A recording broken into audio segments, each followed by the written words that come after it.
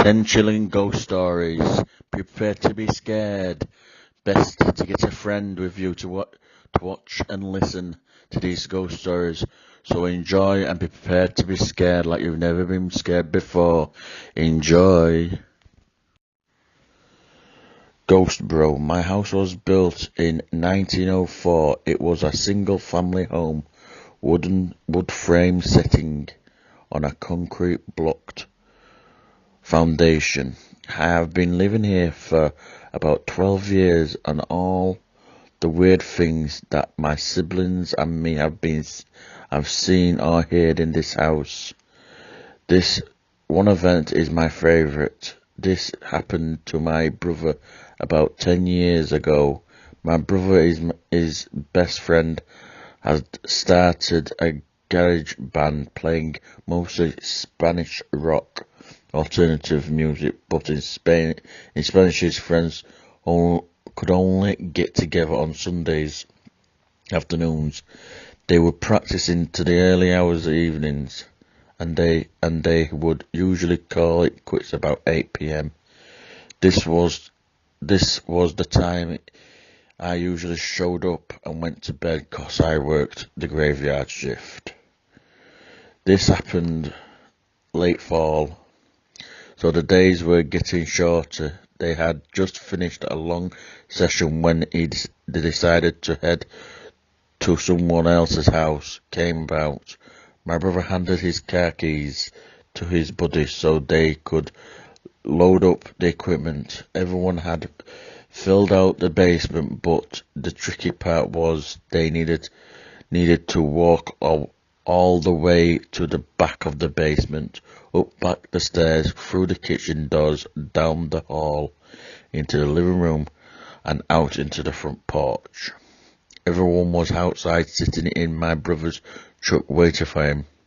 My brother was walking up the back stairs when he remembered that he had left his pancakes in a to-go container sitting on a speaker in the basement. He made the decision to go back. Now the basement is not clean, with full sight lines. There has been petition made, and the boiler and the main heating until right smack in the middle. So after my brother walks back, he is about to retrieve his food container, when out of the corner of his eye he sees it. It is a shadowy figure right at his peculiar vision. This feeling of dread and uneasiness washed over my brother. He had been taught that if you are in the presence of a spirit or a ghost and you felt a bad vibe, to say quick prayer or to curse at it. My brother chose the latter. He basically told it, hey, fuck you, I don't have time for this shit. My brother started to walk back to the back of the basement and briskly up the stairs, closing the door and turning the lights as he is walking out. The last light switch is on the opposite side of the front door. Luckily the door was open and the light from the street lamp was flooding the living room with its amber light. My brother said he felt something at his back, but at no point did he turn around. As he flicked the last switch in the living room, it went dark, as did the rest of the house. As he stepped out and he pulled the door closed behind him, still holding his food container in one hand, he jogged down the few porch steps. He walked towards the front gate of our house, which resides far from the main street, essential having a large front yard but no rear garage. As he closed the gap between himself and his friend's landed truck, he He kind of smiled, thought things were over in his head, mad at himself for spooking him out when there was no reason. He clambered into the driver's side of the truck, putting his seatbelt and getting ready to pull out of the parking spot directly in front of the house. One of his friends asked, "Hey, wait, what about your brother? Isn't he coming with us?" My brother answered, "What do you mean? He went to work early today. He has already gone. Do you see his car anywhere?" The next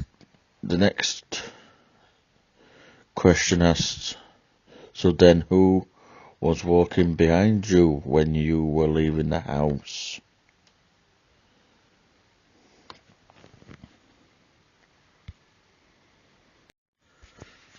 The rocking horse. One night when I was maybe 10, 12, I had trouble falling asleep. My bedroom was on the top floor of our house, with my bed and such being on the left side of a storage closet. A player being on the right. I was laying in bed when I heard a noise from the other side of the room. I see a rocking horse beginning to rock. It was sitting just outside one of the storage closet doors.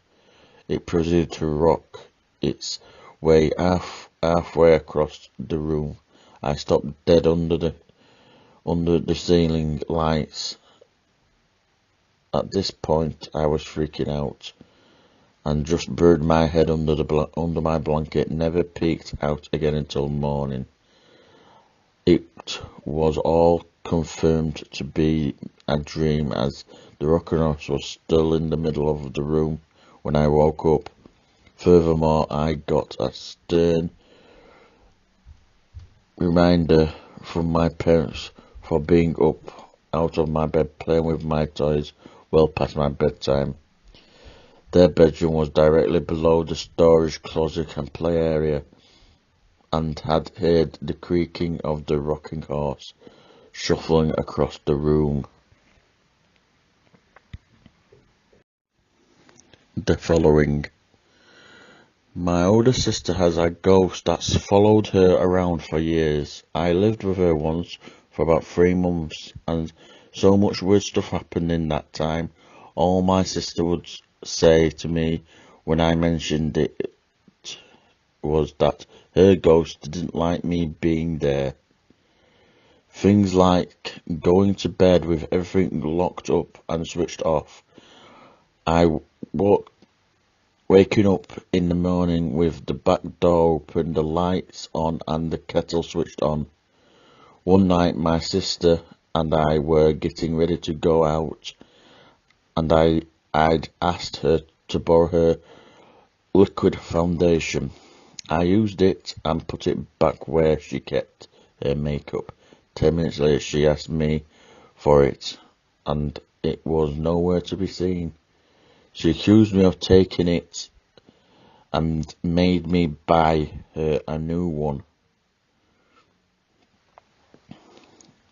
and refused to listen to my side of the story. About a year later or so, when she was packing to move to her new house, she found the makeup in a shoebox with some old letters. The shoebox was in a zipped up suitcase that was underneath her bed. But the most scared I've ever felt was one afternoon when I was the only one in the house, which never happened as for other people lived there. I'd arrive home from work, head straight to the bathroom. All the doors, windows were closed. I was standing in the bathroom and started shivering, and pimples on my chin, when a woman voice in the hall said, "Stop picking your zits." It was loud enough and sounded real enough, and at the time I thought it was my sister, so I laughed and told her to fuck off. and asked what she was doing for dinner. No answer. I stuck my head out into the hall. No one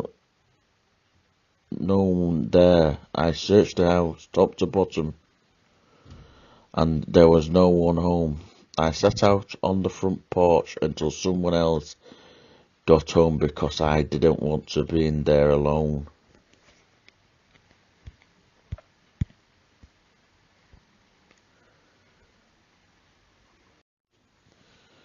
The Whisper. This is a story I do not often tell. I promise sincerely that has scarred me for life, and although I have looked into a physiological explanation for what I heard and natural explanations for what occurred, they remind me unsatisfactorily.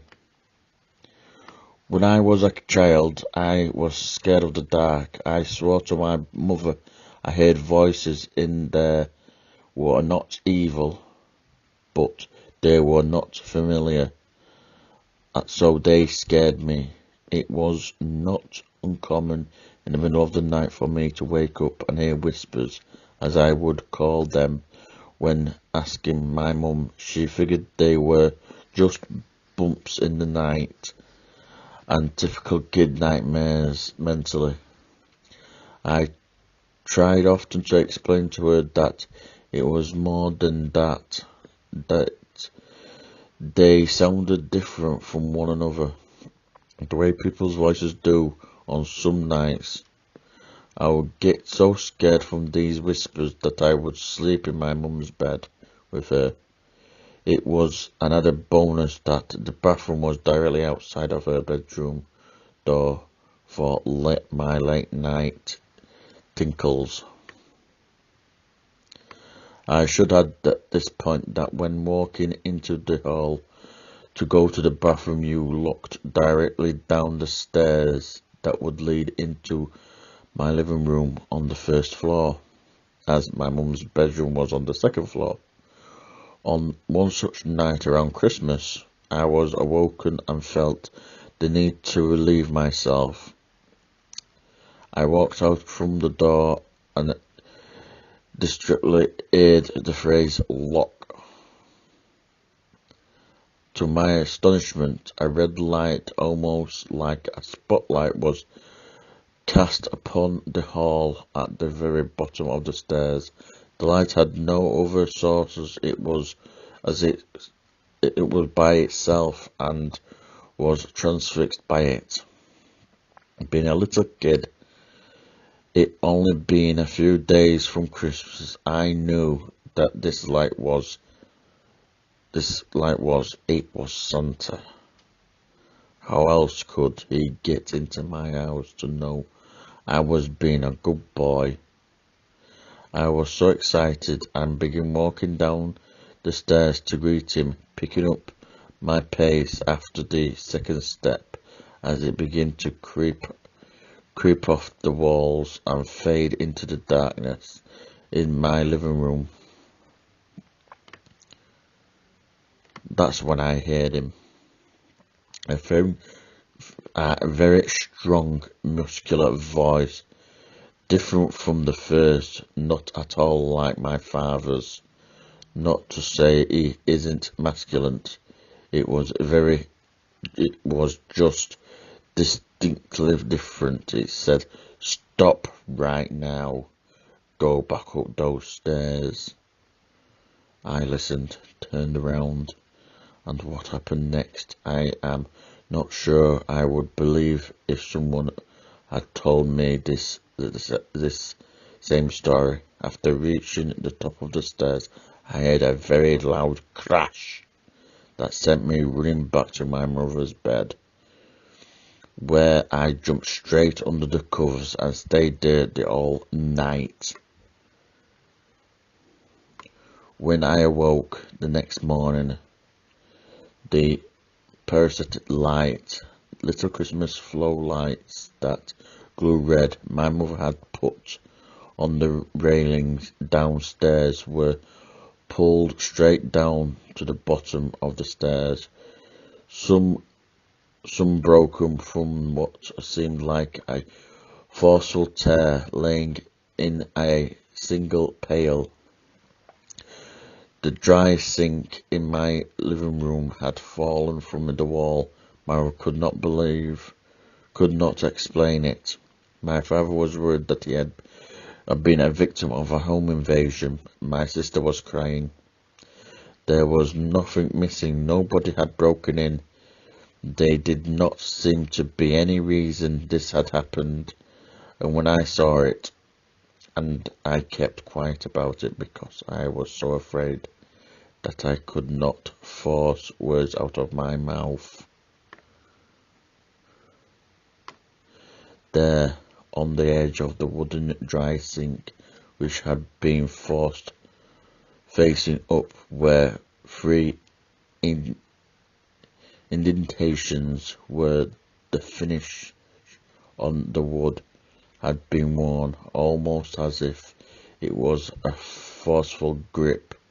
Something down there had grabbed it and threw it down. That was what the bang was. I was mortified. After that day I never heard a single voice again.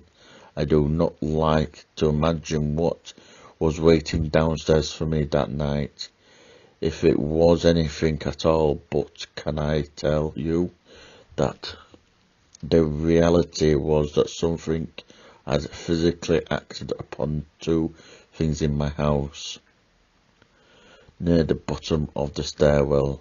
After this, I had never heard another whisper again, which is sad because in some ways I would have liked to thank the man, the masculine energy that had stopped me from going down those stairs. This happened when I was 7. I am 20 years old now, and because of this incident, I am still afraid of the dark, especially shadowy stairwells. The grandfather. My grandfather told me this story about one time he was sitting in his chair in front of the house when he heard his wife repeatedly call for him from inside the house. The thing is, my grandmother passed away a few years before that, but he told me that the voices was so pressing that he actually got up to look inside the house, and as soon as he got inside, he heard a loud crash behind him, turned around to see that the chair he had been sitting in moments ago had been crushed by the cast iron gutter that fallen on it. If he hadn't came inside the house, he would have probably been seriously injured. I don't know if it's a paranormal or not, but every time I think about it, it sends chills down my spine. The crib shadow. I was babysitting my niece once. Well, I was staying at my brother's place. They had the baby cam set up so I could see her on the little TV it came with. I was studying and started dozing off when I heard some whispering and realised it was coming from the monitor. I initially thought it was some feedback or something, but when I looked at the TV, there were a dark shadow near my niece's crib. I have never been more terrified in my life, but the shadow was clearly there where it had not been before. I ran to my niece's room and looked around and saw nothing, but I took her the hell out of there. I went back to the TV and the shadow was clearly gone. I told my brother what happened, and he pulled me aside and told me not to mention it to my sister-in-law because she'll freak out, but that he had been that same thing several times now, with the same whispering. They stayed in that house for about 4 more years. When my niece was just learning to talk, she would tell her mum about her special friend. To this day, it scares the shit out of me. When they moved out, my brother told me my niece had become consolable, sad, because she would miss her friend. Her mum would tell her she could bring him along, but all she would say is that he couldn't leave the house. We have never to this day told her about that damn shadow, and she apparently never saw it. The shadow. I didn't know that's what it was called until much later. I was living in a house at Laguna Beach that had been there since 1920s. In its history, it had been a speakeasy and a brothel, and the house for smuggling illegal immigrants. One day my new wife and I were having an argument. I can't even recall what it was about. She walked down the block to get a cup of coffee and cool off, and I was alone in the house. The way the place was built was incredibly haphazard. There was a bedroom and a living room on one side, then a bathroom with two entrances. On the other side of the bathroom was a hallway that had windows in one side and two bedrooms on the other. From my bedroom I could look across the hall into the bathroom, then through the bathroom and down the hallway. I was standing at my dresser, and I just noticed movement out of the corner of my eye. And I looked down there. And honestly, to God, this gives me goosebumps just typing it. 17 years later, a black figure. It was maybe 3 feet tall, and it was only fragrantly humanoid. It looked black script like someone had scripted a human shape, but the scrabs moved like electric achings. That's the best way to describe it.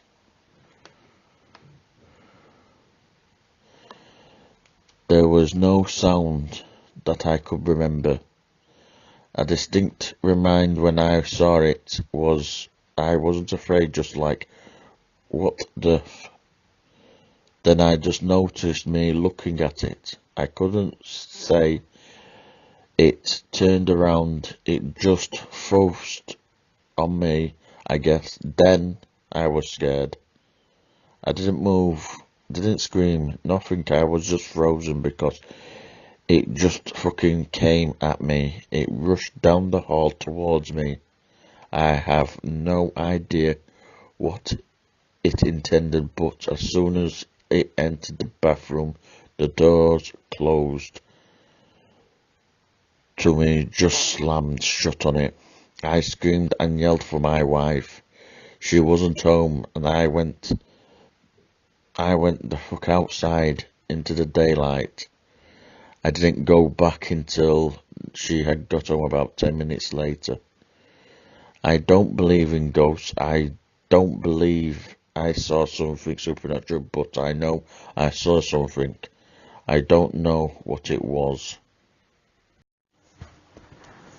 The princess. How did the princess take control of our message board? If only for a few seconds. It didn't make any sense. Our message board wasn't a video game.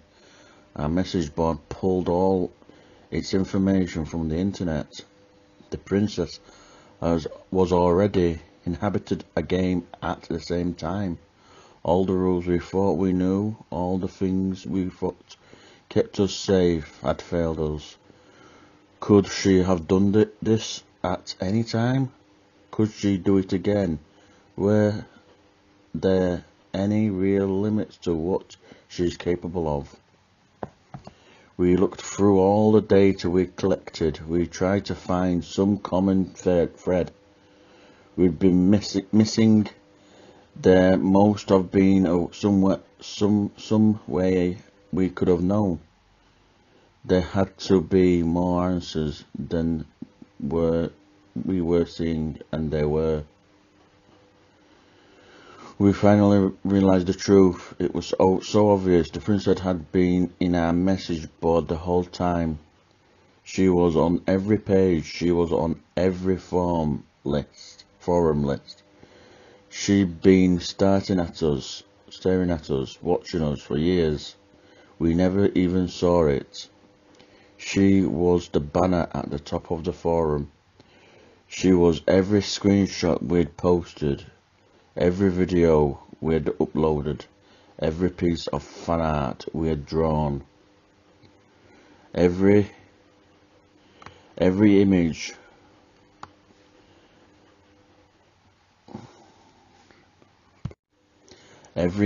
of her is her. Every image of her, when obvious, gives her power. She's not a ghost. She's not a computer virus. She's an idea. Living fiction. She lives off our obscures and thoughts of her. When we all watched that stream banded together and gave her all our attention all at once, we made her more powerful than she ever been before. We made her strong enough to manifest through the images we'd posted on our message board and speak directly to us. We took down all the images from what we speculated it's enough to simply never look at them again, but we deleted them all just to be certain. However, it may already be too late for us. I've been losing contact with other members of our society. I can't tell if something happened to them or if they've simply gone into hiding. But at this point, only a fool would consider the worst case scenario. I'm not completely heartless. I know she's fighting for her survival now. For her being forgotten is death. She does what she does in hopes of keeping her memory alive. To that end, perhaps my telling her story to the world is a small act of mercy. Maybe the thoughts I've lent her will erase her pain somewhat, I don't know.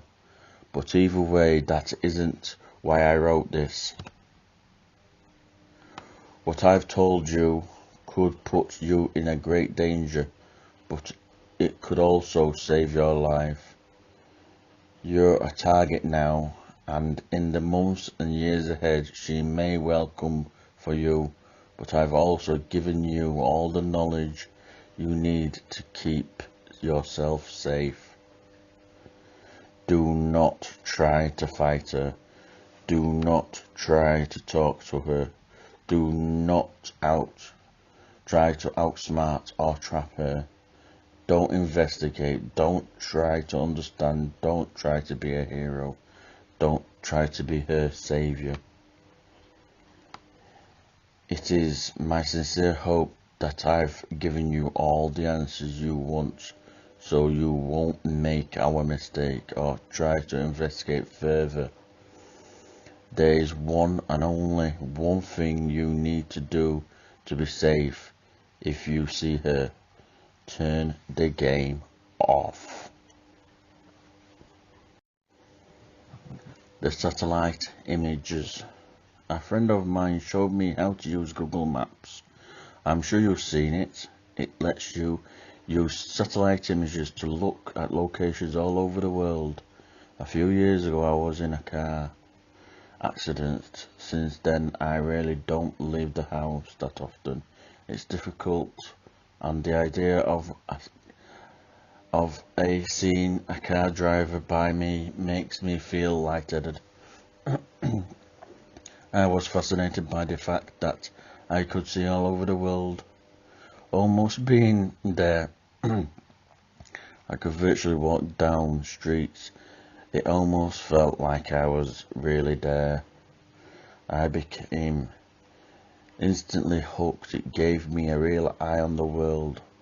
I could go to almost any major city, and I did.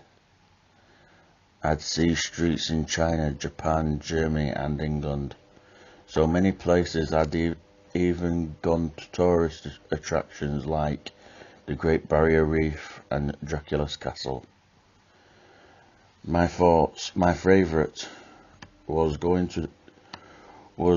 was to go to random places in major cities and see how many people and animals I could find.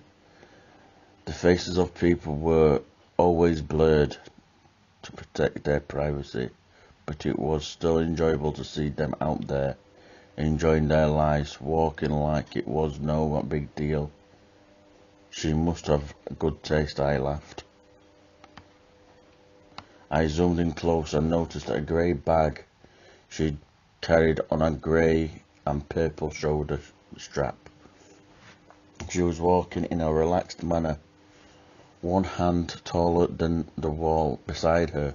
I bet if I could have seen her face, I could see that she was smiling. I began to feel a little sad. I let my head fall into my arms, my wheelchair, and looked at her for a minute more.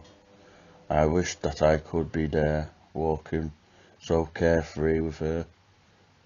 That wouldn't happen though, until I died. I was stuck in this chair. I sighed and zoomed out of Tokyo. Enough of this. For tonight, I turned the computer off and went to bed. I got up early and decided to look around Paris. Paris was always fun. I like to look over the city with all the old and beautiful buildings, so many people to watch. I randomly zoomed to an area. I saw a street lined with old brick buildings, a few small shops, and an old tan brick church. Ahead was an intersection of a dozen people walked by. A balding businessman walked quickly past, looking back at an old woman, her covered with scarf, carrying a large purse. A curvy woman in black pants that were too tight stared into a store window. Two women led a group of small children around a corner. I spun the view around for a few more times, and then I saw something peculiar sitting on the bench at the bus stop. Were two people. One of them was a young woman with her feet stuck in front of her in a relaxed manner. She was wearing a pair of red sneakers like my own. I was startled for a moment as I noticed the black pants, white t-shirt and black hooded jacket. Her dark brown hair was tied loosely behind her head. A grey bag sat on the bench beside her, the shoulder strap hooked over her shoulder. This is crazy, I thought. It can't possibly be the same woman. This is a different country, different continent even. How could it be her? This was stupid. It wasn't her, as if there was live photographs.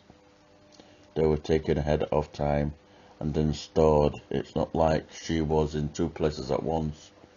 She could just be a traveller.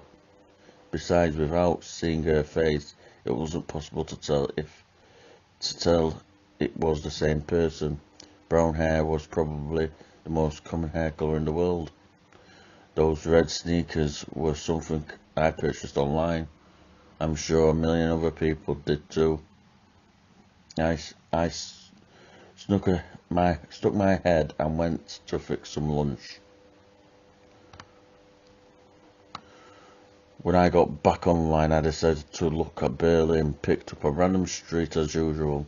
It looked pretty empty. There were brick buildings lining the street, looking more like factories than anything else. There were also empty lots full of long grass and piled gravels. There wasn't much to see at all, really. There was a line of motorbikes and a car with 2 German flags sticking up from it. After more searching, I found one kid. He looked like he was dressed for school, a jacket thrown over his bag.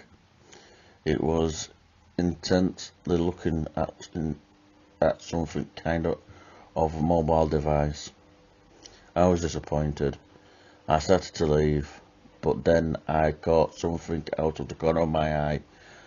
I turned to view, and there were those damn red sneakers.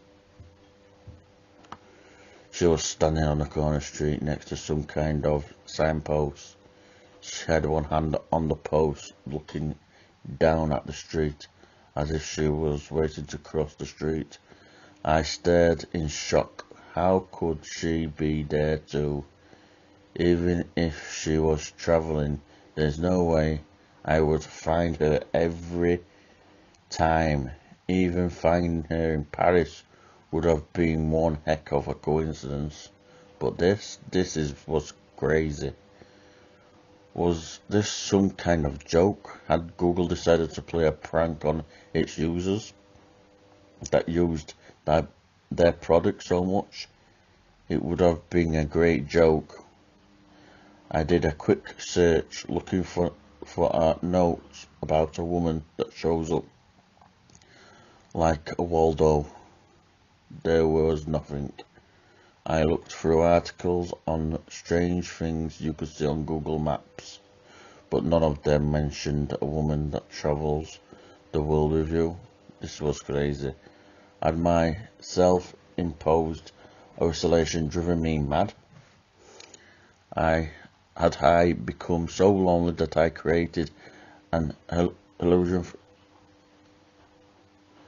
for myself?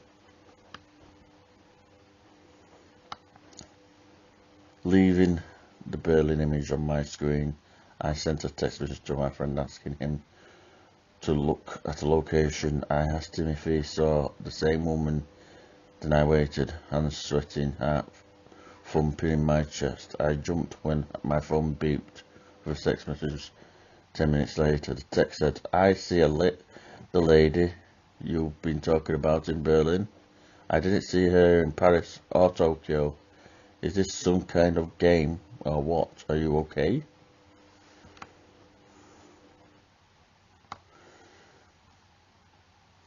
I didn't respond instantly, returning to the location in Tokyo and Paris. There she was there, but it was difficult. She no longer sat on the bus stop bench in Paris. She was standing in front of it, looking for something in her bag. In Tokyo, she was blocks away, squatting down to pet that kennel cat. I shivered. Who was she? What was happening? I switched the map to Brussels. It was another street. It was lined with old-looking buildings with shops on the ground level and what I guess was an apartment above. I quickly scanned the streets. They were empty, other than a stocky woman in a bright blue sweater. I did a second swoop. She wasn't there. I sighed a relief. I couldn't believe I was getting so worked about this. It was It was nothing but a colour, and I stopped, my eyes frozen on the screen. There was a building at the point of a forked road, white with black iron framed balconies just in from the second floor. I hadn't seen her, as I had been looking for at the sidewalks. There she stood, standing at the balcony, her head tilted in the direction of the camera, almost like she was looking towards me. My breath caught in my throat. I switched to Sydney. She was leaning against the wall inside the doorway of a bright blue Carrick pharmacy building. London, she showed her getting ready to step onto a red double-decker bus. Her head turned to look over her shoulder. She was everywhere I looked. She stood on a brick sidewalk on a bridge in Venice. She walked across a yellow barred crosswalk in Zurich, and in Hong Kong. She stood between a Winglung bank and a McDonald's, adjusting the strap on her bag. In every picture she came closer and closer to looking directly at me with her blurred out face. My heart felt like a terrified bird slamming around inside my chest. I couldn't catch my breath. I wasn't sure what to do. I couldn't call the police. Should I send a screenshot to Google? I clenched my fist and tilted and closed my eyes. Who was she? Was she following me? Was I following her?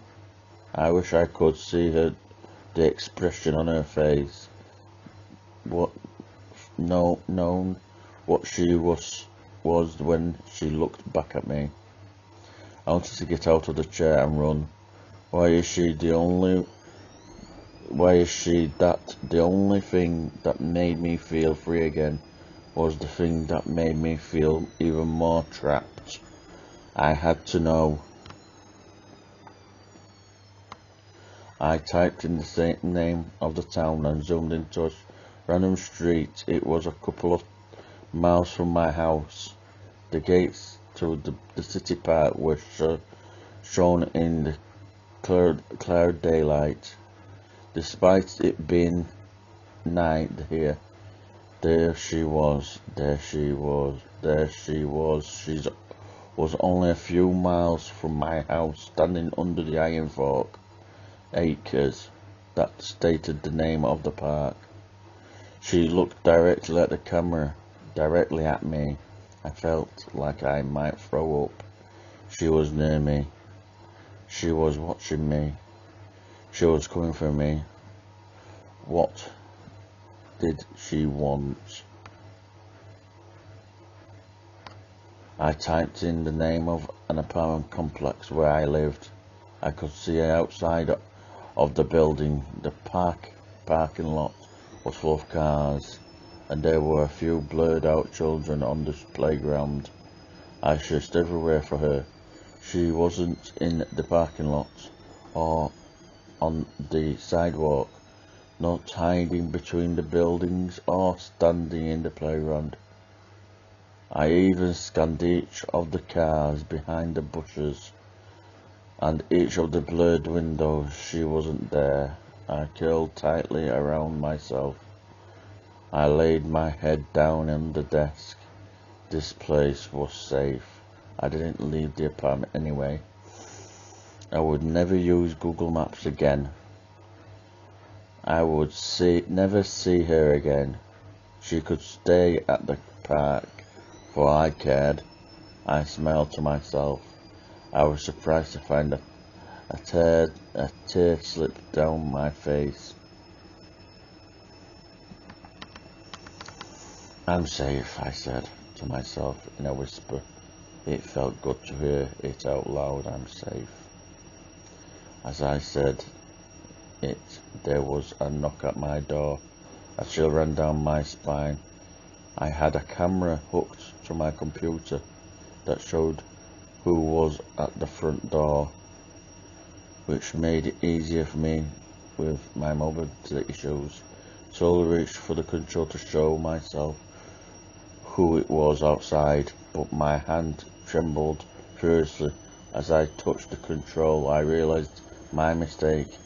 The last of the Google images that I'd seen had only shown the outside of the building, just the outside. I looked at the screen and saw a woman in white t-shirt, black pants, black hooded jacket, carrying a grey bag with a purple and grey strapped shoulder strap, of course.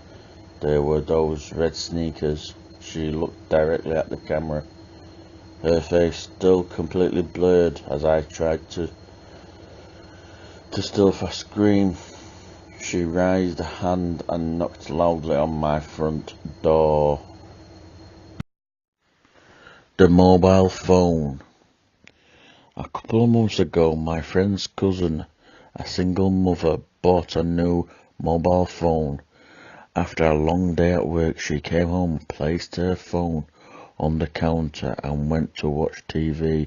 Her son came to her and asked if he could play with her new phone. She told him not to call anyone or mess with the text messages. He agreed. At 11:20, she was drowsy, so she decided to tuck her son up in bed. She walked to her room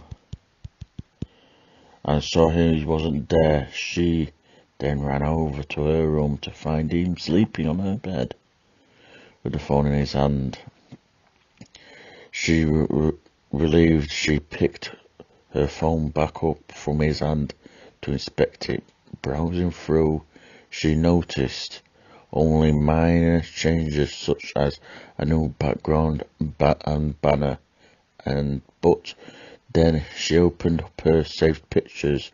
She began deleting the pictures she had taken until only one new picture remained. When she first saw it, she was in disbelief. It was her son sleeping on her bed, but the picture was taken by someone else above him, and it showed the left half of an elderly woman's face. Hope you enjoyed these stories today. I will be doing more as I can, so hopefully you will stay tuned. Comment below if you enjoyed, and you can find me on Facebook and Twitter.